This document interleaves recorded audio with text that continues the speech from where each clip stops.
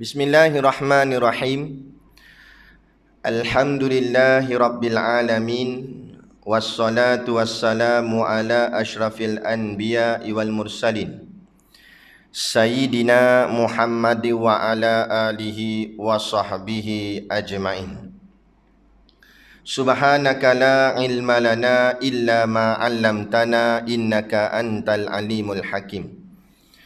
Rabbi shrah li sadri wa yassir li amri wahlul 'uqdatam min lisani yafqahu qawli. Wala haula wala quwwata illa billahil aliyil azim. Amma ba'd.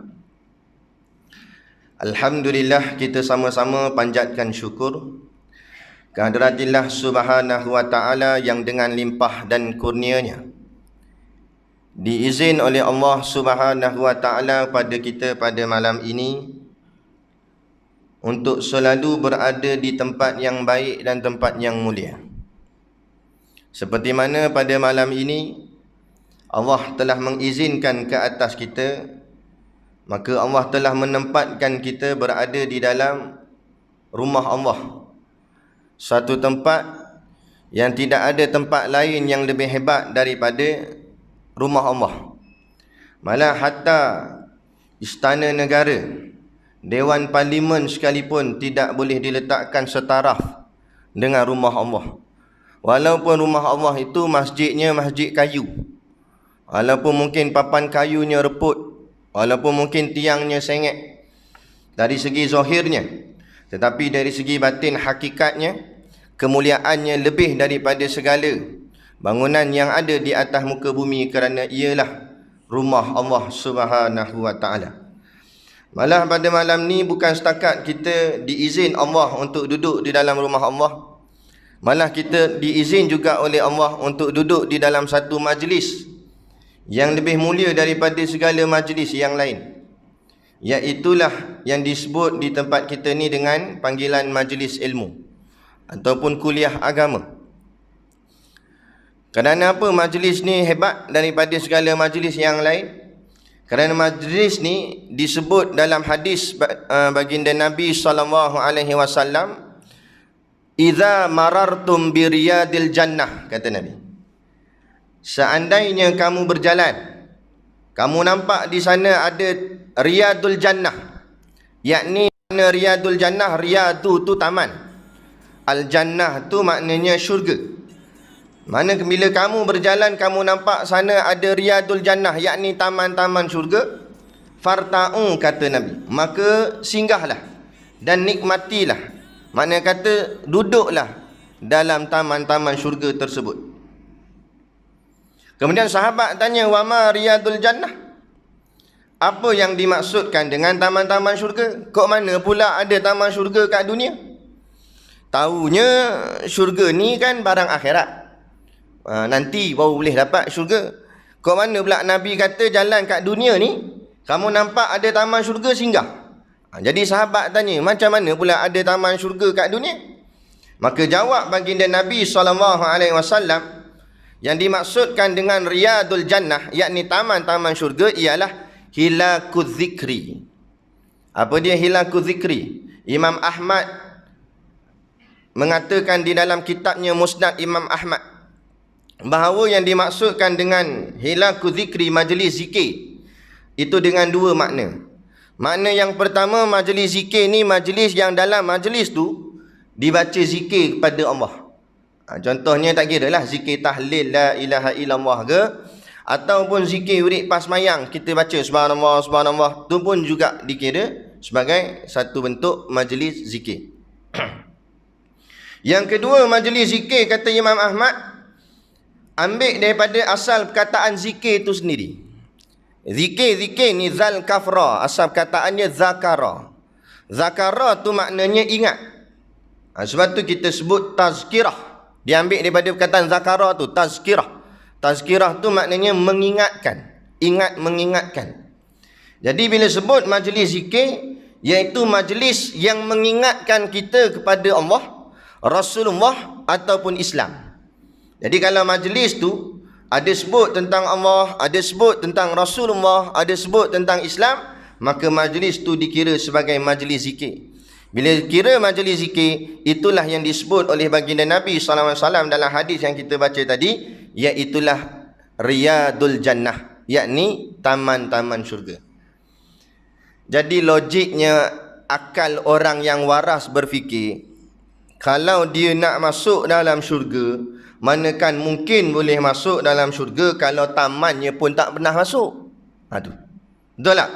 Macam kita nak masuk dalam rumah, kena masuk kod laman dulu. Masuk laman baru boleh masuk kod pintu. Mana ada orang masuk rumah terus masuk rumah, laman tak masuk, terjun kod atas, masuk kod bumbung, tak ada. Mana-mana pun kita lalu kod lamannya, daripada laman masuk dalam. Jadi maknanya hari ni Allah izin kita duduk di dalam laman dia, taman dia. Jadi kalau dunia lagi Allah dah izin kita duduk dalam taman-taman syurga Allah, maka harap-harap nanti akhirat kita dimasukkan oleh Allah ke dalam syurganya yang hakiki, insya-Allah. Amin ya rabbal alamin. Yang saya hormati pengerusi masjid dan seluruh saf kepimpinannya, para imam, para bilal, tok-tok siap yang tak dapat kita nak sebutkan namanya satu persatu, yang amat-amat disanjungi para asatizah, alim-alim ulama, tuan-tuan guru, ustaz ataupun ustazah yang mungkin hadir pada malam ini, mohonlah ditegur kepada hamba yang fakir dalam bidang ilmu ini, sekiranya apa yang disampaikan dan dikongsikan ada salah dan silapnya. Yang kita kasihi ayah-ayah, ibu-ibu, pemuda-pemudi, muslimin dan muslimat yang dirahmati Allah sekalian. Baik. Jadi bulan ini adalah bulan Rabiul Awal, yang juga disebut sebagai bulan Maulid. Ada kadang-kadang kita dengar orang sebut Maulid, kadang-kadang kita dengar orang sebut Maulud. Jadi mana satu betul? Maulid ke Maulud? Orang kata sama je ustaz, lid-lud je, beza. Dalam bahasa Arab ni, bila lain baris, lain makna. Jadi kalau dengan lid tu makna lain, kalau dengan lud tu maknanya jadi lain. Jadi mana boleh sama? Kalau kita lain, bahasa kita ni lebih kurangnya. Tapi bahasa Arab dah, itulah indahnya bahasa Arab. Dengan sebab baris saja boleh jadi maknanya tu lain. Itulah nak baca Quran ni kena baca betul-betul baris dia, sebab takut lari makna dia. Kalau dalam semayang jaga Fatihah, sebab Fatihah ni rukun qauli. Salah tersilap baris dalam Fatihah tak sah terus semayang. Jadi Maulid ni dengan baris bawah itu dengan dua makna, zorah makan dengan zorah zaman. Kalau orang mengaji ilmu nahwu lah. Jadi maknanya sama ada dengan maknanya makna tempat kelahiran atau dengan makna tarikh dilahirkan. Itulah makna Maulid. Adapun makna Maulud itu dengan maksudnya yang dilahirkan, yang kena lahir, iaitu baby. Maulud tu baby. Dalam bahasa Arab Maulud, bahasa kita ni lah bayi. Orang putih baby. Maulud tu bayi itulah. Jadi bayi yang dilahirkan sini baginda Nabi SAW. Maka kata ulama, dua-dua betul, tak ada masalah. Sebut maulud pun betul, sebut maulid pun betul. Cumanya kalau pada keadaan kita sekarang, yang kita sambut bukan Nabi, bayi yang dilahirkan. Nabi dah meninggal lah pun, dah wafat dah. Jadi yang kita sambut ni hanya ulang tahunnya, iaitu tarikh kelahirannya. Jadi kata ulama, kalau nak kata hampir kepada tepat, tapi nak kata tepat tak juga, tapi hampir pada tepat lah, iaitu maulid lah. Sebab apa? Sebab yang kita sambut ni ialah tarikh kelahiran Nabi SAW. Dan adakah bila sampai 12 Rabiul Awal baru nak ingat ke Nabi? Ingat ke Nabi ni bukan tunggu bulan Maulid baru nak selawat, baru nak ingat ke Nabi. Itu namanya munafik. Nah, kalau betul-betul orang yang kasih pada Nabi, bukan tunggu bulan Maulid baru nak selawat. Bila-bila pun lah. Nah, sebab tu dalam Quran Allah sebut Allah sebut dalam Quran dalam suratul Ahzab. Golongan yang bersekutu, surah yang ke-33 pada ayat yang ke-56. Pada juzuk yang ke-22, a'udzubillahi minasyaitonirrajim. Innallaha wa malaikatahu yusalluna 'alan nabi. Sesungguhnya Allah dan malaikatnya berselawat. Apa makna selawat? Dalam kitab tafsir Pimpinan Ar-Rahman karangan Syekh Abdullah Muhammad Basmih, kata Syekh, makna selawat di situ memberi segala penghormatan dan kebaikan kepada Nabi Muhammad sallallahu alaihi wasallam. Ya ayyuhallazina amanu sallu alaihi wasallimu taslima. Wahai orang-orang yang beriman, berselawatlah kamu kepada baginda Nabi sallallahu alaihi wasallam dan berilah penghormatan kepadanya dengan sepenuh-penuhnya. Tu maksud dia.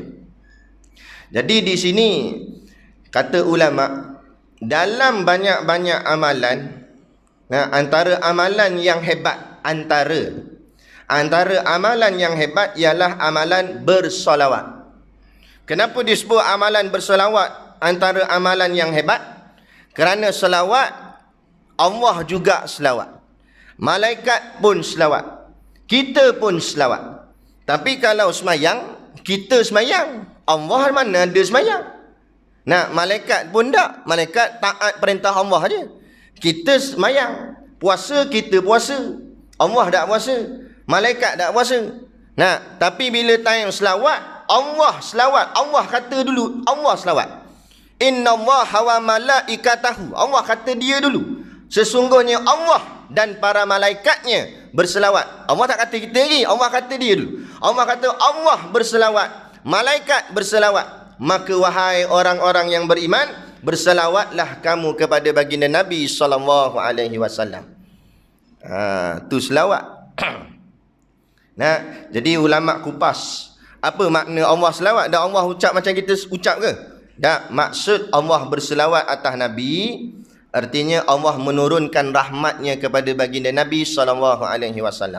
Apa makna rahmat? Makna rahmat ialah kasih sayang. Allah mencurahkan segala kasih sayang Allah Ta'ala kepada baginda Nabi SAW.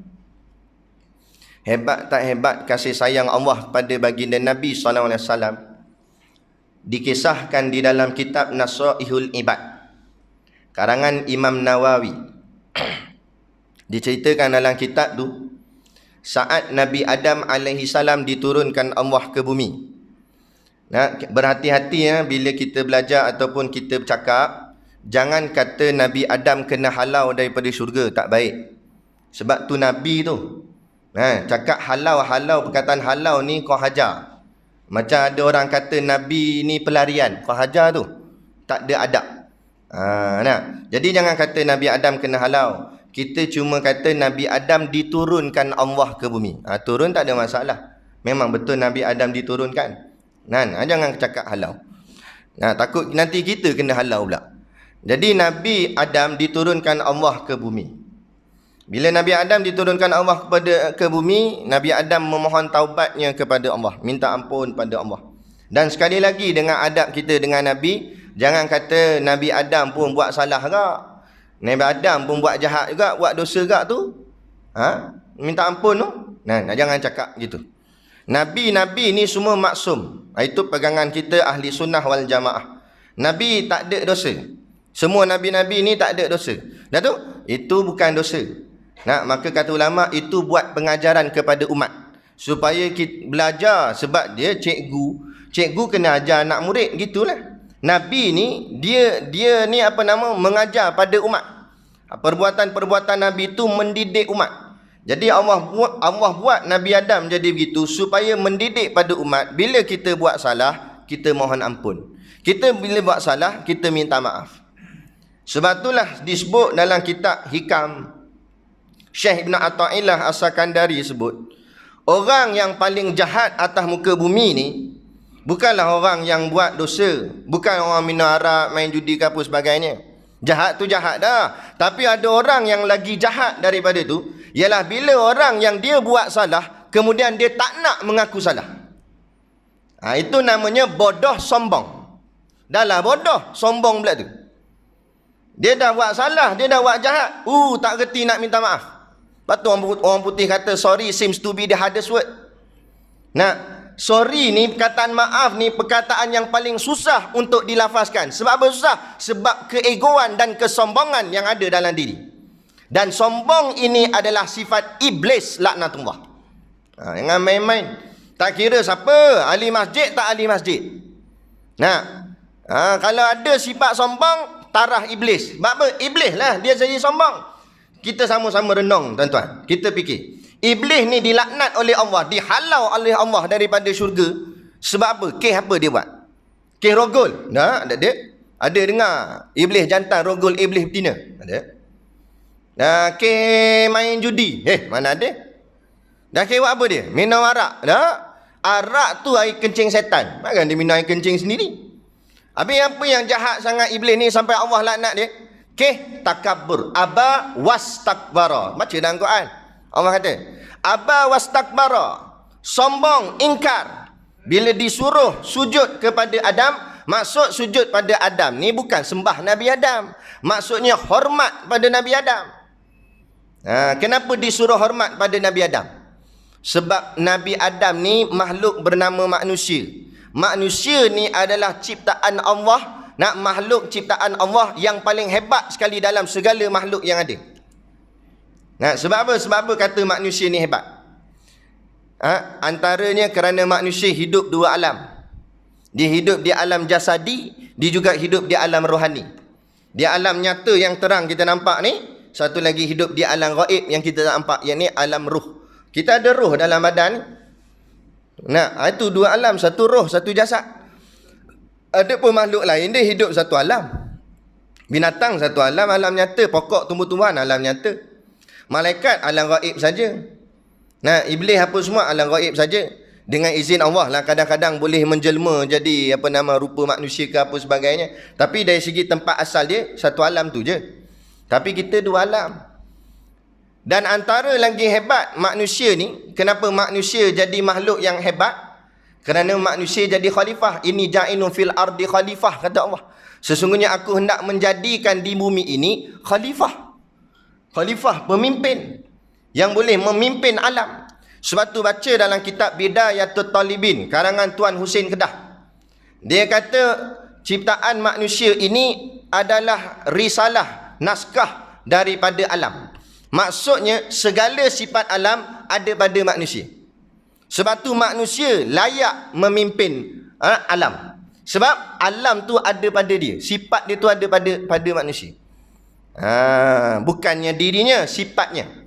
Contoh sifat matahari.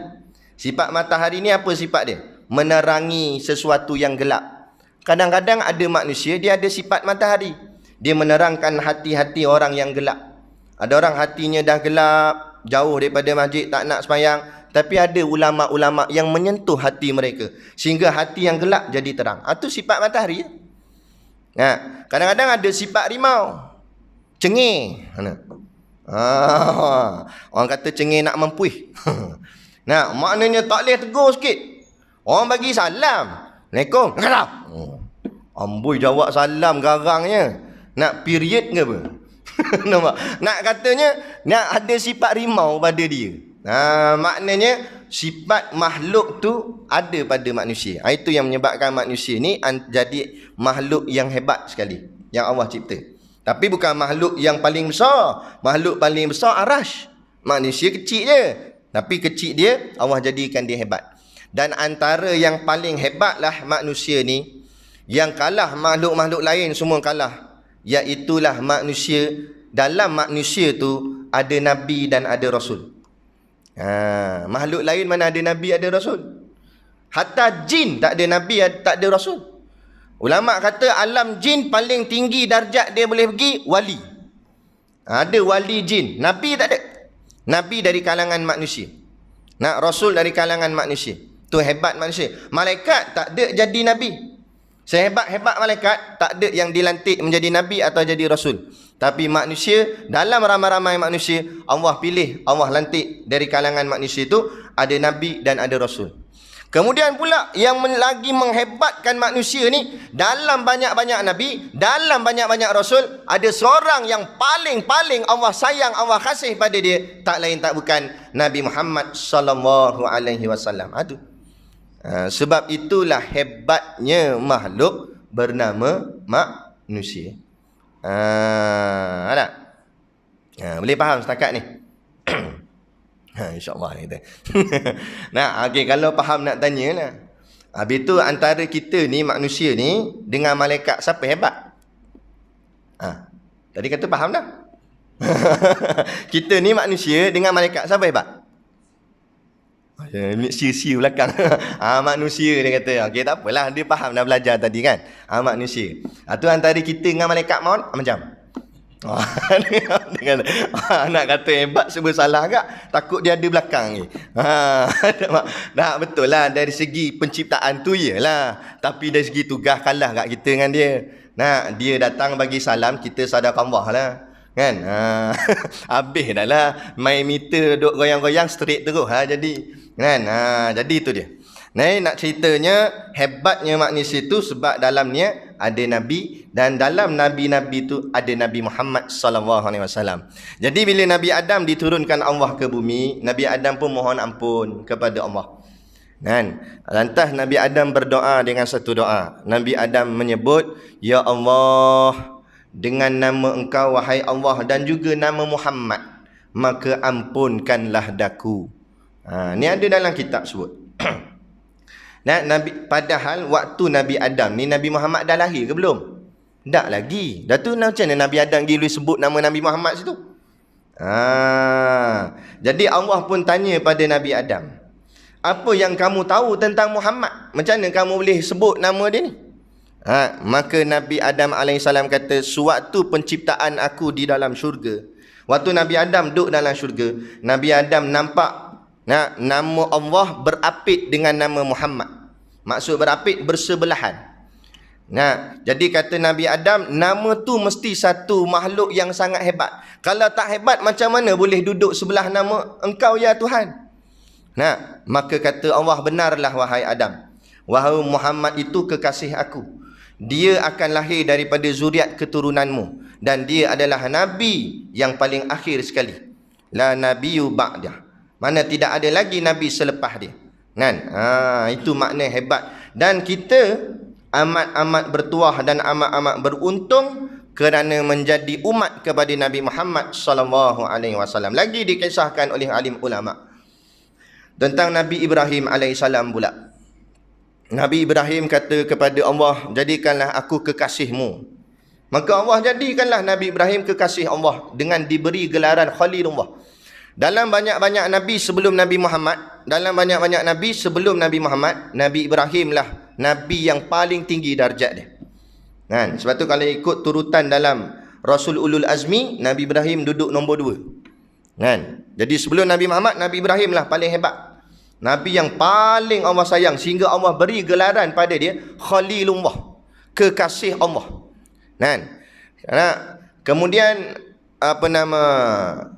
Allah kata pada Nabi Ibrahim bahawa walaupun kau sudah dijadikan sebagai kekasih aku, tetapi ada lagi yang lebih aku kasih.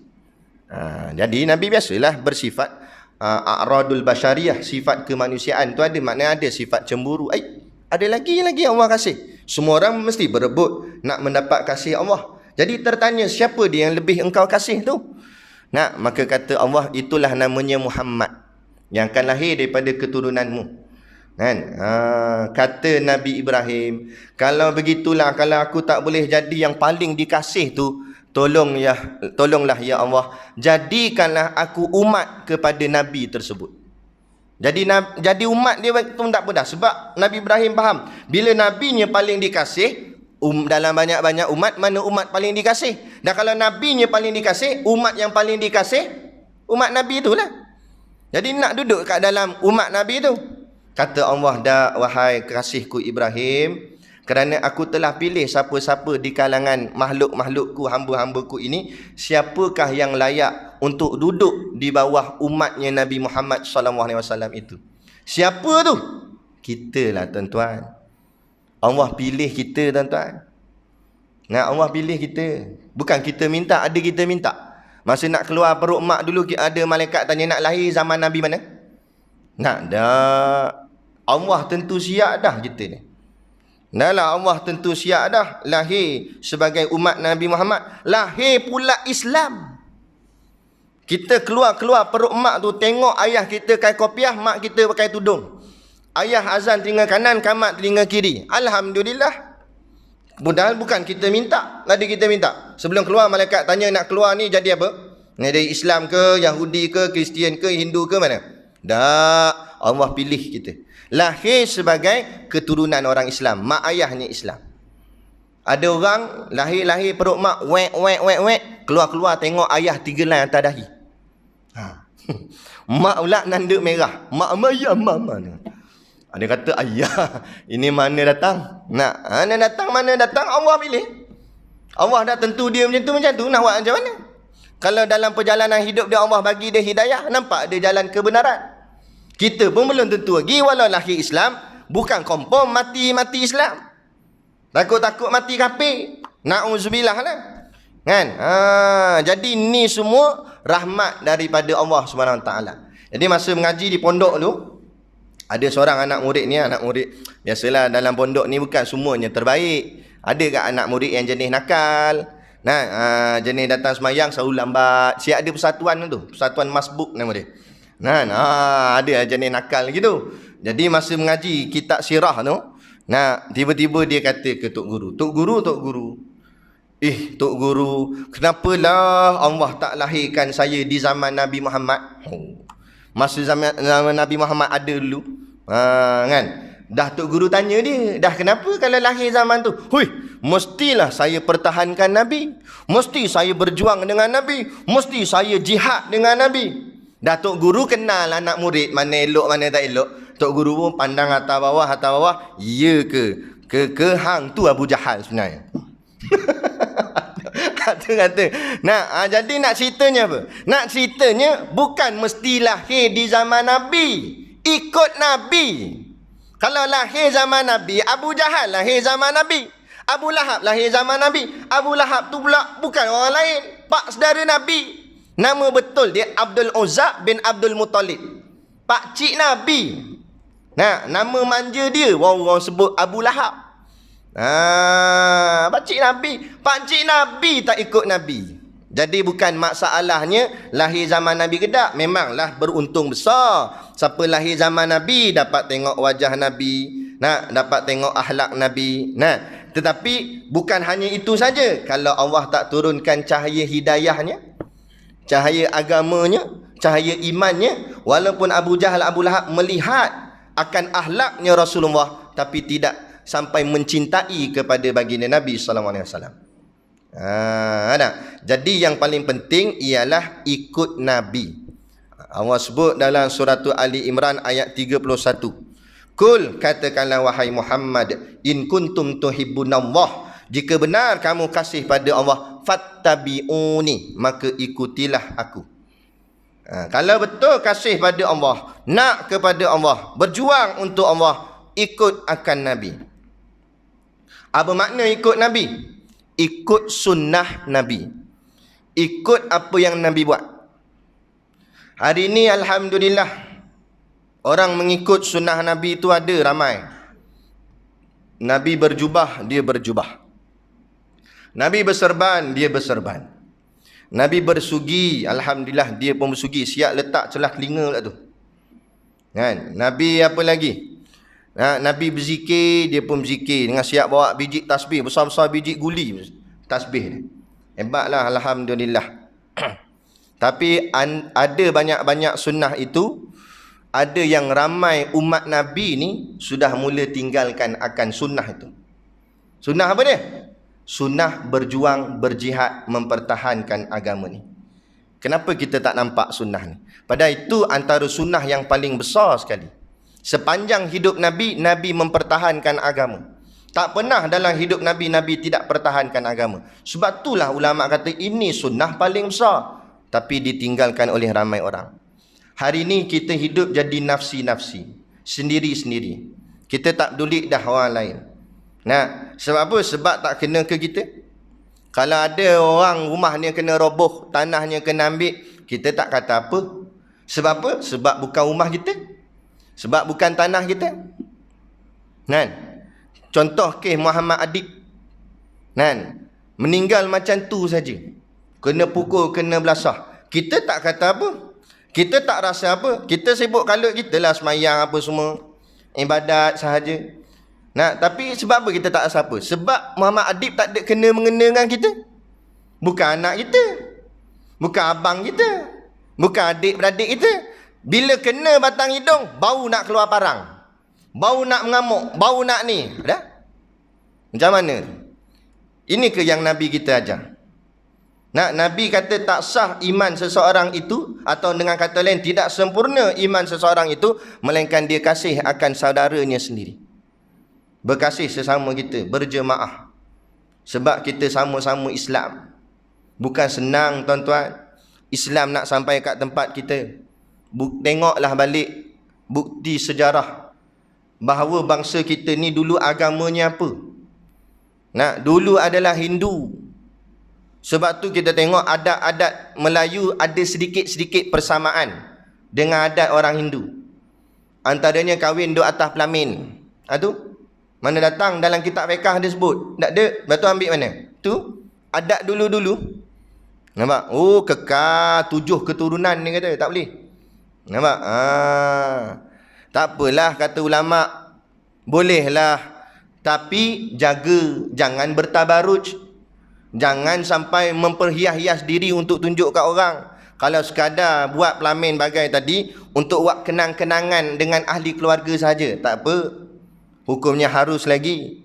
Kan? Tapi ni dak bukan untuk kenangan keluarga. Duk kat luar tu, tunjuk kat orang. Pakai pula ketat. Duk sanding pula dalam waktu Zuhur, azan Zuhur, siap dengan karaoke tak tutup. Tak hormat langsung azan tengah kumandang.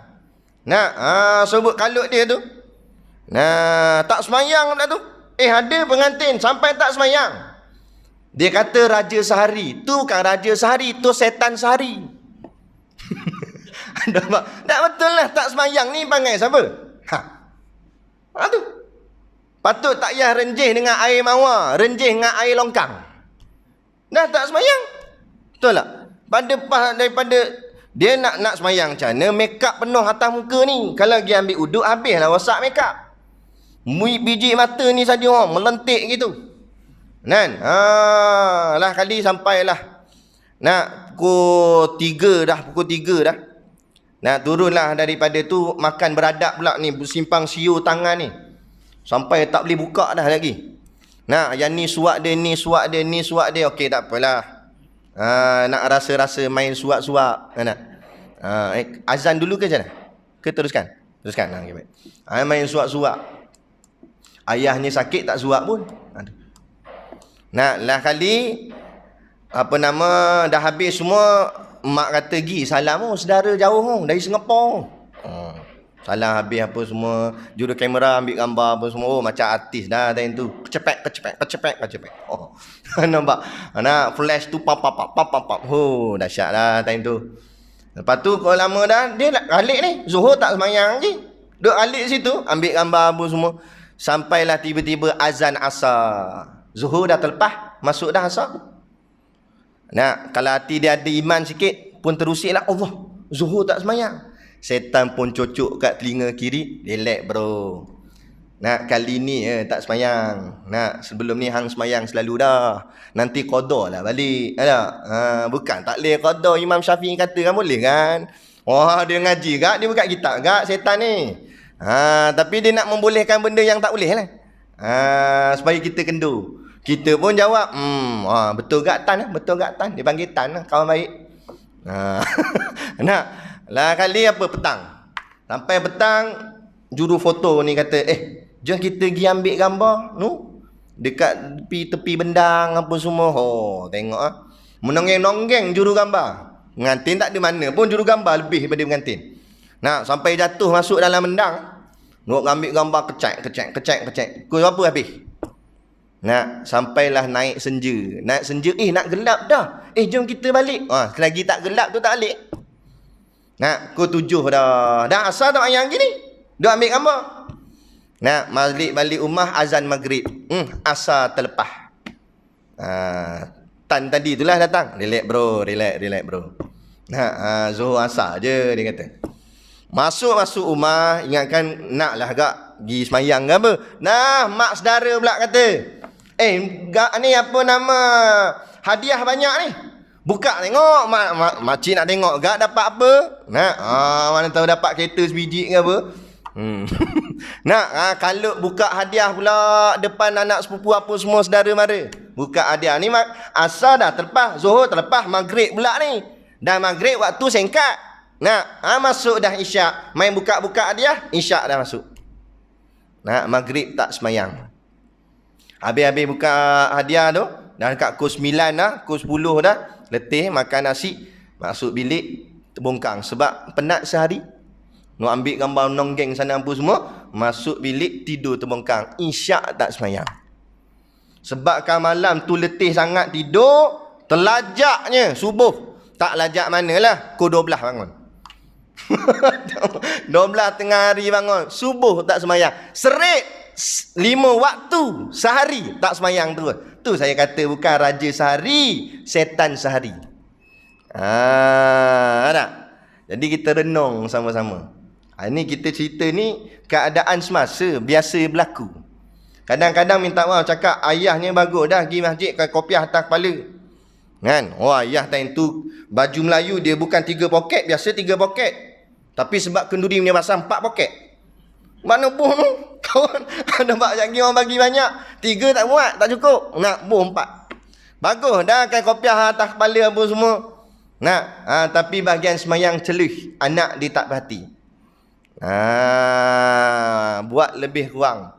Akhirnya jadi macam mana? Allah sebut dalam Quran, ya ayyuhallazina amanu, wahai orang-orang yang beriman, ku anfusakum wa ahlikum nara. Ayat ni berat ni. Berat. Ku anfusakum kata Allah. Jaga diri kamu.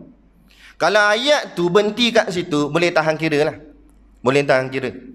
Allah kata, wahai orang beriman, jaga diri kamu. Selesai dah masalah kita. Kita pergi masjid, orang lain tak pergi, kita tak boleh didik dah. Anak bini kita tak faham agama, lantak dia dah. Sebab ayat tu kalau berhenti situ. Tapi ayat ni tak berhenti situ. Allah sambung, wa ahlikum nara, jaga diri kamu dan jaga ahli keluarga kamu daripada dibakar dalam api neraka. Maknanya ada tanggungjawab pula. Bukan kita seorang je nak pergi masjid. Kena pastikan anak dan bini kita juga mengikut pada agama. Bila kita tak jaga bab ni, itu yang ayat lah tu Allah kata nara, masuk neraka. Sebab tu ada orang ayahnya kuat bangkit tahajud tapi akhirnya masuk gak neraka. Sebab apa? Sebab anaknya buat maksiat, anak buat dosa, bini tak pakai tudung, anak dedah aurat, ayah tak tegur walaupun ayahnya tahajud tak pernah tinggal. Ni bukan masalah tahajud tak tahajud. Masalah dakwah dijalankan atau tidak. Yang ni yang saya kata sunnah Nabi ditinggalkan. Nampak? Pakaian kita kemah dah dengan jubah serban apa semua dengan janggutnya. Tapi sunnah ni, sunnah menyampaikan dakwah. Tak payah kata pada orang ramai, pada ahli keluarga sendiri kadang-kadang kita terlepas pandang. Dah macam mana kira? Saya nak cakap kan, ni banyak-banyak tempat saya pergi mana. Kita tengok sama-sama, kita semua boleh perhati benda ni. Kat kampung kita ke kampung mana ke, lebih kurang aja. Berapa banyak anak-anak perempuan Melayu Islam memakai baju lengan pendek sehingga nampak lengan ni. Saya nak tanya dalam sinilah kita mengaji kitab dengan tok-tok guru apa semua. Saya tak tahulah sini mesti ada pengajian. Tapi dalam kita duduk mengaji ni aurat ke tak aurat orang perempuan? Aurat. Tapi berapa ramai anak Melayu Islam pakai baju lengan pendek nampak lengan ni. Tu. Kita ratib zikir kat masjid kan main tercampak kopiah. Tercampak kopiah. Nak kata kuatnya hangguk. Dalam duk hangguk ni anak kita. Bini kita. Stokin tak pakai kaki. Mazhab kita Imam Syafi'i kaki aurat perempuan. Itu macam mana kira? Ni saya nak, ni yang kita nak maksudkan. Tajuk kita air mata Rasulullah. Rasulullah berpenat-penat tuan-tuan. Nak bawa agama ni. Ambil semayang ni buat naik atas. Dijemput oleh Allah naik ke langit Isra' wal Mi'raj. Bukan senang-senang. Sampai kat kita solat kita buat lebih kurang. Nak bawa agama ni berapa banyak kali kena tentang. Kalau kita nak cerita sirah Nabi satu-satu malam ni saja tak cukup. Sebab sirah Nabi tu 63 tahun. Mana boleh nak cerita dengan satu malam? Kan? Cerita macam mana orang nak bunuh Nabi. Nabi pergi kota Taif, tuan-tuan. Nabi pergi kota Taif. Yang hari ni kita pergi kota Taif tu, kan ada setengah umrah dia bawa lawat Taif kan. Tapi kita sonok pergi Taif tu. Bukan nak ambil ibrah perjuangan Nabi. Di situ ada satu masjid. Nama apa nama masjid saya tak ingat. Tapi masjid tu Arab Saudi tak jaga. Arab Saudi ni pun satu hal juga. Dia tak jaga masjid tu. Masjid itulah tempat Nabi terjatuh. Waktu mereka kejar Nabi, baling Nabi dengan batu.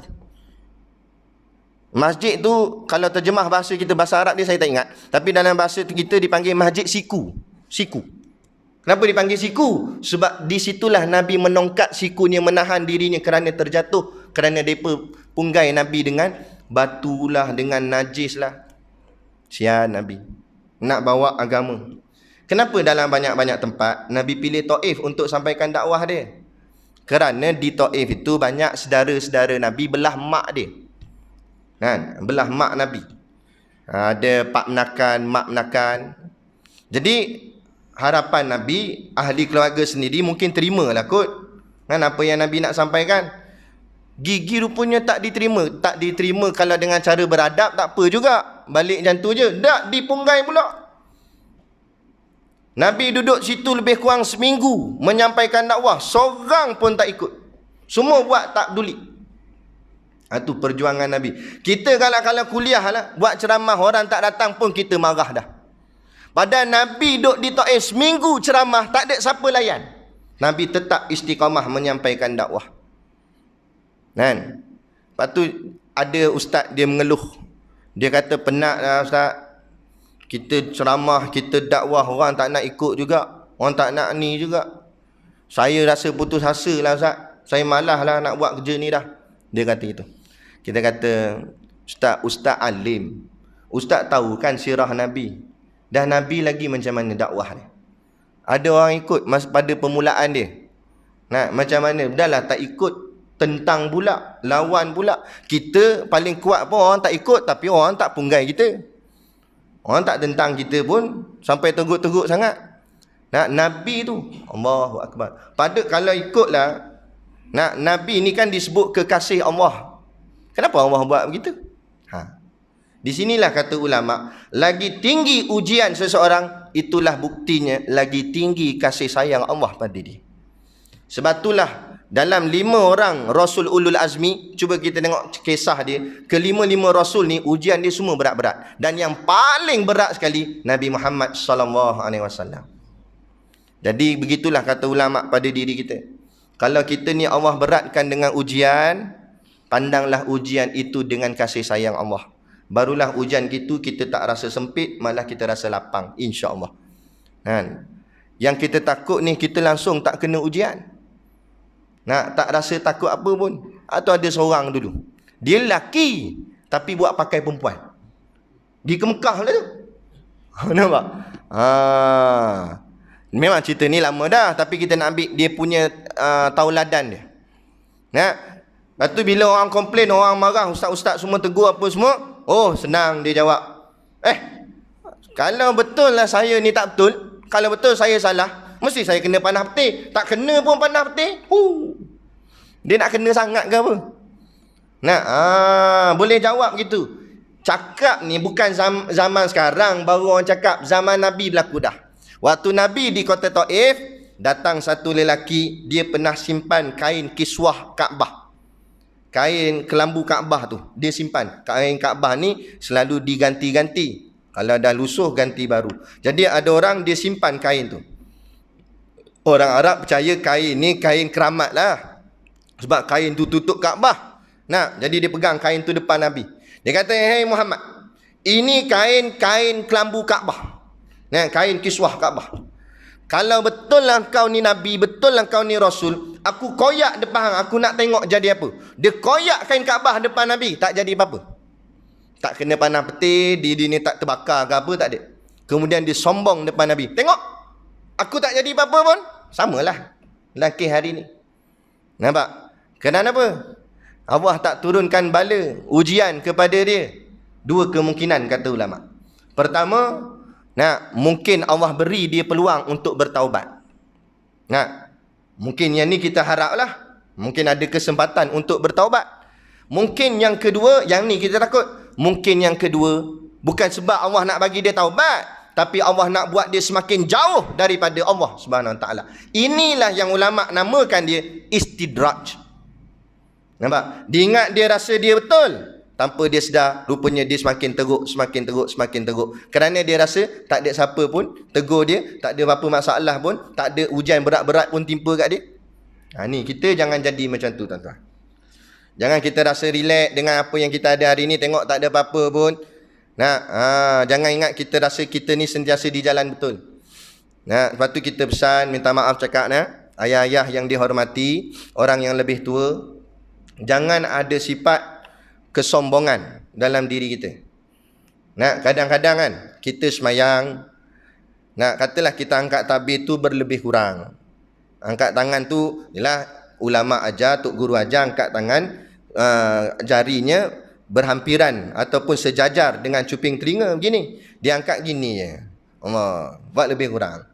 Habis semayang adalah budak sekolah agama, budak kecil. Pakai baju Melayu putih, kayak apa nama, sampin hijau tu. Dia pun tegur, pakcik, ustaz saya ajar angkat takbir tu kat sini, kat telinga, pakcik angkat sini je. Kalau orang sombong dia jawab macam ni, pandai nak ajar orang aku makan garam dulu. Dia main buah garam, beli garam sekilo, tonyoh muka dia. Nampak? Ada nak cerita garam. Ini nasihat. Kadang-kadang Allah hantar budak untuk tegur kita. Tak payah kata budak, kadang-kadang Allah hantar binatang nak tegur kita, tuan-tuan. Kucing Allah hantar. Biasa tak kita makan kucing datang? Kita makan pagi, tengah makan roti canai, kucing lalu kat bawah kaki kita, duk geser sana geser. Tuan-tuan tengoklah, kadang orang lain, dia tak pergi kat orang lain, dia datang kat kita. Itu Allah nak bagilah tu rahmat. Tapi kita hati keras sombong, disepak kucing. Ni apa main kaki ni, pak? Guling kucing tu. Tapi tak putus asa, kucing tu datang balik. Datang, dia letak pula tangan di atas paha kita. Buat muka comel dia lah. Miau, dia kata. Terjemahnya, nak sikit, dia kata. Dia bukan nak sepinggan, dia nak sikit, awak kedekut sangat. Lain dia kata, 5 keping roti. Boleh tahan kira kita lempang dia. Umur sampai 5 keping, aku pun sekeping. Tak, tapi bukan dia minta sampai keping. Dia sikit je. Perut dia pun dengan perut kita. Kecil je perut dia. Kedekut pahit. Tolak. Lama-lama kucing tu tak puas hati, naik atas meja. Naik atas meja. Dia pun capai botol kicap. Ketuk badan kucing. Sengit balik kucing. Allah jahatnya. Padahal Allah nak ajar kita situ, rezeki kita dikongsi.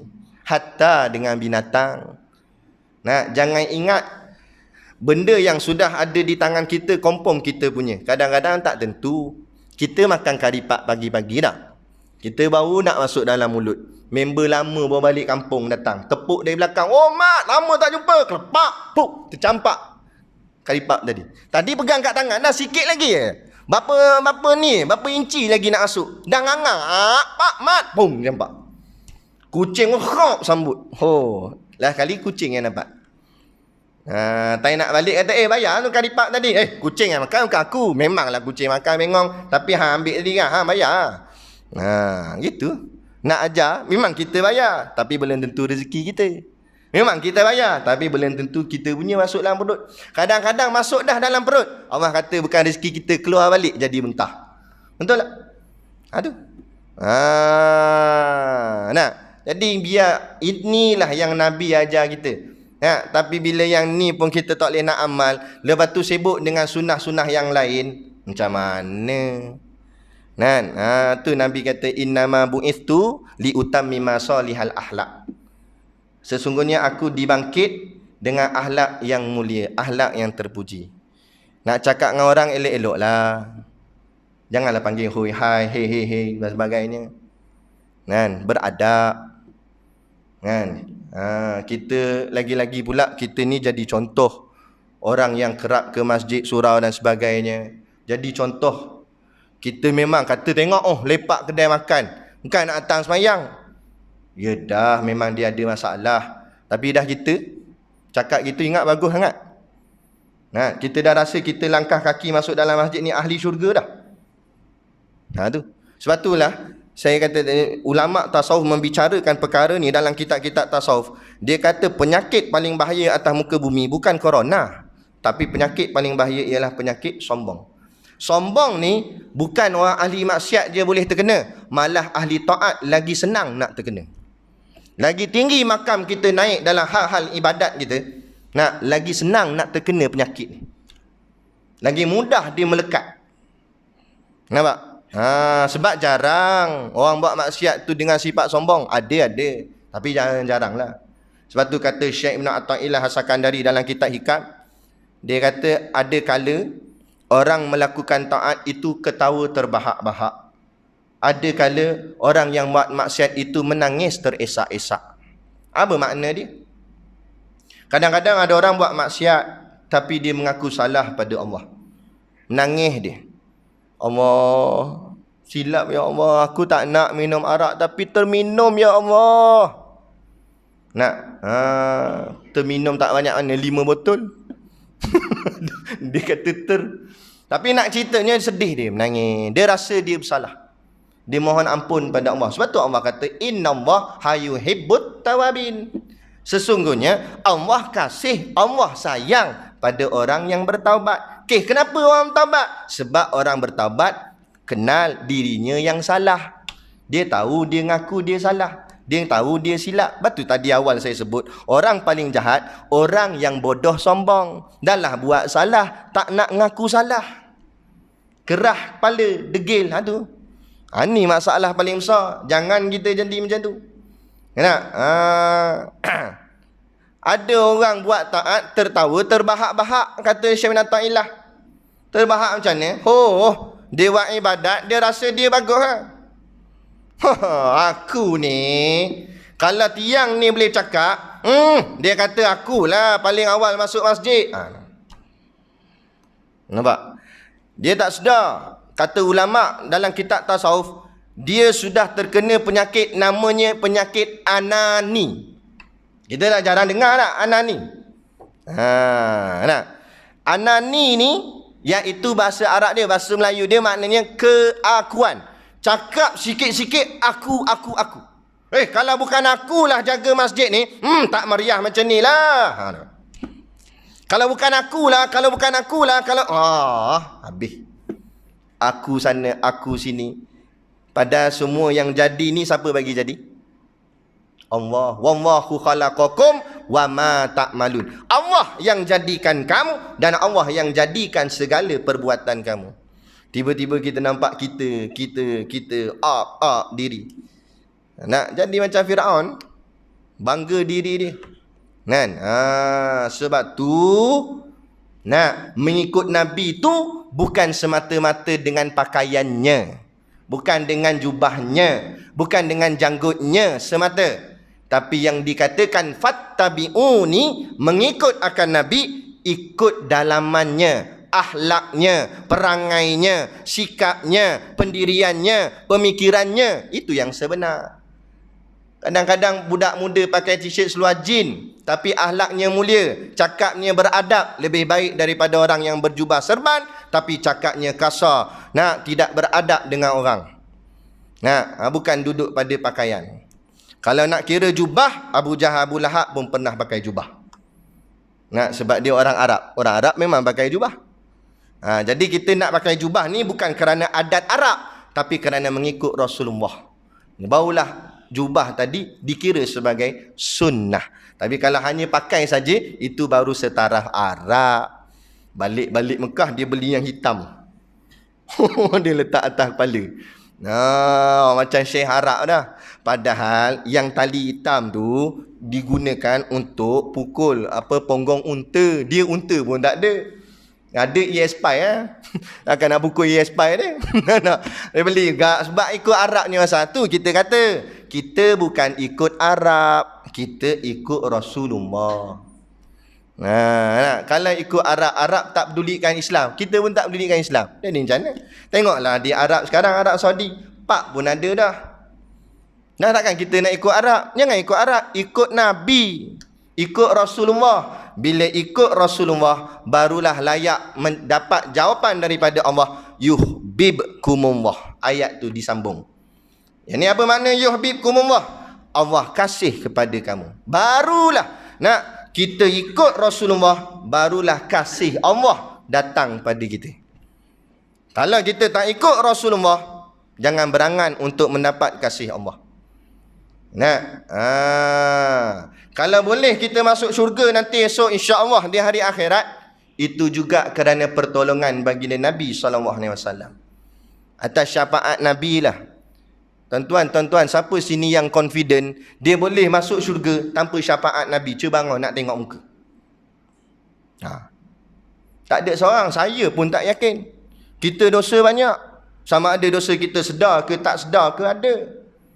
Dosa dengan Allah, dosa dengan kawan. Mana kita nak tahu, kadang kita buat orang terasa hati, dosa dah kita. Dosa dengan saudara mara, dosa adik-beradik, Allah banyak dosa. Jadi siapa yang boleh tolong dosa ni diampun kalau bukan dengan pertolongan syafaat baginda Nabi SAW. Nampak?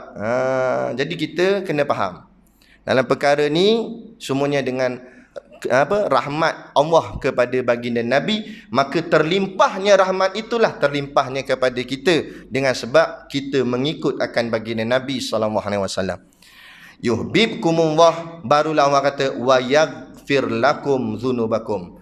Dan bila aku kasih pada kamu semua, aku berikan pengampunanku kepada kamu semua. Jadi dosa ni terampun bukan semata-mata kita istighfar. Kalau kita istighfar 1000 kali pun, kalau Allah tak nak ampun, boleh tak? Boleh, tak ada masalah bagi Allah. Tapi ampunan itu atas dasar kasih. Allah kasih pada dia, maka terampunlah dosa dia. Lepas tu kita tak pelik, kita dengar ada ustaz-ustaz cerita bawa kisah tentang pelacur masuk syurga, betul? Biasa kan kita dengar cerita ni. Apa pelacur masuk syurga? Padahal pelacur tu kan jahat, buat melacur. Atas kasih Allah dia boleh masuk syurga. Sebab dia kasih makhluk Allah bernama anjing. Dia jalan-jalan nampak anjing kehausan. Dia pun turun dalam perigi, cedok airnya dengan kasut dia, bawa naik atas bagi anjing minum. Dia kesian, kasih pada anjing, kasih pada makhluk yang Allah cipta. Maka atas kasih itu Allah terlebih kasih lagi pada dia. Dalam riwayat kitab kisah tentang Nabi Nuh alaihi salam. Nabi Nuh tak tahan dengan umat dia. Ingkar, degil, tak nak dengar. Ajak kepada agama Allah, tak nak lawan. Akhirnya Nabi Nuh berdoa, ya Allah, hancurkanlah umat aku ni. Jahat sangat, degil sangat. Apa jawab Allah? Allah kata, wahai Nuh nabiku, kamu tolong buat kepadaku ini 100 tembikar. Untuk apa? Buat. Nabi Nuh buat. Macam labu sayung tu, buat tembikar tu. Dengan tanah liat apa semua. Jadi 100. Bila dah siap semua, Allah kata, wahai nabiku, pecahkan satu. Nabi Nuh pun pecah satu. Tinggal 99. Allah kata pecah lagi. Dah beberapa, 2, 3, 4 dah pecah, Nabi Nuh berhenti tanya. Ya Allah, aku buat tembikan ni penat dengan usaha titik peluh aku. Bila dah siap engkau suruh pecah. Kata Allah, begitulah wahai nabiku. Aku kasih pada semua hamba-hambaku. Lepas tu senang-senang nak suruh hancurkan semua. Aku kasih pada mereka. Tinggal lagi kita tidak kasih pada Allah. Jadi rahmat Allah, diampunnya dosa dengan rahmat daripada Allah, kasih sayang Allah. Kita masuk syurga esok insya-Allah pun bukan kerana pahala kita banyak, bukan kerana amal kita banyak, tapi kerana kasih Allah. Bila Allah kasih, Allah tak akan tergamak nak membakar kekasihnya di dalam api nerakanya. Macam kita kak, satu benda yang kita sayang, kita tak bakar. Walaupun benda lama dah. Betul tak? Gambar lama, gambar zaman dulu. Gambar zaman kita kecil, gambar lama. Patut bukan buat apa dah gambar lama ni. Naik kuning dah gambar tu. Naik nak tumbuh cendawan dah gambar. Nak lama punya gambar. Kita bakar, buang. Dah, kita simpan. Sebab apa simpan? Sayang. Tu kak, walaupun kita memang tak sehebat mana. Diri kita tak sehebat mana. Tapi bila kita dikasih Allah, hebat tak hebat, Allah kasih, Allah masukkan dalam syurga. Allah tak izin jasad kita dibakar di dalam api neraka. Jadi yang kita nak ialah apa dia? Kasih Allah. Macam mana nak dapat kasih Allah? Itulah Allah jawab dah tadi. In kuntum tuhibbunallah, jika benar kamu kasih pada Allah, fattabi'uni, ikutlah Nabi. Barulah Allah jawab, yuhibbukumullah, nescaya aku kasih pada kamu, wa yaghfir lakum zunubakum, serta aku ampunkan dosa-dosa kamu. Wallahu ghafurur rahim. Dan ingatlah Allah Maha Pengampun lagi Maha Mengasihani. Insya-Allah. Jadi cukup sekadar tu pada malam ni. Kan? Sebab tengok kepala pun makin sengit aja. Mudah tu. Jadi itulah sedikit perkongsian yang dapat kita sama-sama renungkan. Kita fikirkan. Apa yang ditinggalkan oleh Nabi pada kita ni bukan harta, bukan pangkat, tapi Nabi tinggalkan agama pada kita. Maka menjadi tanggungjawab kita bersama. Bukan hanya ulama, bukan hanya tok guru, bukan hanya pemimpin. Kita semua ni khalifah. Kita semua ni adalah, Allah telah lantik kita untuk memimpin agama ni. Setiap daripada kita akan dipertanggungjawabkan apa yang di bawah tanggungan kita. Kita bawah kita sebagai lelaki ada isteri, ada anak. Allah akan tanya setiap satu. Kalau isteri pula ada anak bawah ni. Kalau anak pula dia tak ada suami, tak ada isteri, diri dia dipertanggungjawabkan. 7 anggota badan yang akan ditanya oleh Allah Subhanahu Wa Taala. Maka tak ada siapa pun terlepas daripada soalan-soalan pertanggungan jawab kita di hadapan Allah. Sebab itulah kata akhir saya, guru saya pernah pesan, dengan nada hibah dia tundukkan kepala, dia kata, antum, kamu semua nak buat apa, buatlah, dia kata. Tapi ingat, sediakan jawapan depan Allah Ta'ala. Sebab kamu semua akan ditanya oleh Allah. Kamu nak buat apa, buat, sila buat. Saya tak nak semayang lah Ustaz. Tak apa, tak nak semayang tak apa. Tapi jawab depan Allah.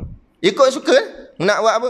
Nak engkar, nak lawan Tuhan, tak nak jihad, tak nak politik Islam, tak nak itu, tak nak ni, silakan. Tapi sediakan jawapan di depan Allah Ta'ala. Sebab kita semua akan ditanya oleh Allah Subhanahu Wa Ta'ala. Jadi cukuplah sebagai itu, sebagai penutup akhir kalam. Dari macam biasa, di mana saja kuliah ceramah saya pergi, kita ada bawa sedikit produk perniagaan. Macam Tok Guru saya juga, Tok Guru Sidik Noh. Tok Guru saya di sini, dia Taman Selasih. Jadi kita bawa barang niaga ni untuk menampung sekolah pondok dan juga tahfiz kami yang ada di Batu Hampar, Berwas, Perak. Jadi tuan-tuan, pakak-pakaklah lepas habis mayang nanti, membeli niat sambil menderma. Saya suka dengan cara Tok Guru saya ni, dia tak meminta-minta duit. Minta duit, seorang ustaz minta duit sebenarnya tak salah lagi. Kalau tujuan fisabilillah. Kalau tujuan diri sendiri, iyalah salah. Tapi ustaz tu dia ada buat sekolah apa semua, jadi perlukan dana. Kemudian dia umum, tuan-tuan, saya memerlukan RM50,000 untuk naik bangunan gini-gini. Tak salah, itu untuk fisabilillah. Cuma saya suka dengan cara Tok Guru saya, dia buat cara kreatif sikit, dengan cara berniaga. Jadi kita bawa produk perniagaan, kita jual, tuan-tuan beli, kami dapat duit untuk bangunkan bangunan sekolah, tuan-tuan dapat barang boleh buat makan kat rumah.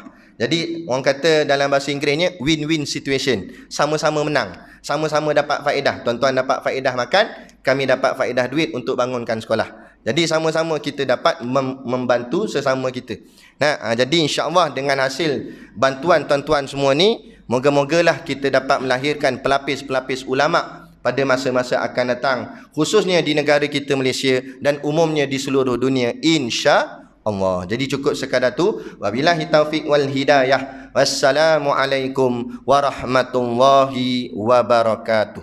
A'udzu billahi minasyaitonir rajim. Bismillahirrahmanirrahim. Alhamdulillahirabbil alamin. Wassalatu wassalamu ala asyrafil anbiya'i wal mursalin sayyidina Muhammad wa ala alihi wa sahbihi ajmain. Allahumma taqabbal minna salatana wa du'aana innaka antas samiul alim wa tub alaina innaka antat tawwabur rahim. Allahumma ja'al dinana dinan nabiy Muhammadin sallallahu alaihi wasallam wa islamana islamal muslimin wa imanana imanal mu'minin wa salatana salatal khashiin wa a'malana a'malas solihin wa niyatana niyatal mukhlisin wa dhunubana ya Allah dhunubal mustaghfirin wa hayatana hayatal ulama wa mautana bimautis syuhada wa adkhilnal jannata ma'al anbiya'i alaihimus salatu wassalam. Rabbana atina fid dunya hasanah wa fil akhirati hasanah wa qina adzabannar wa qina adzabannar wa qina adzabannar.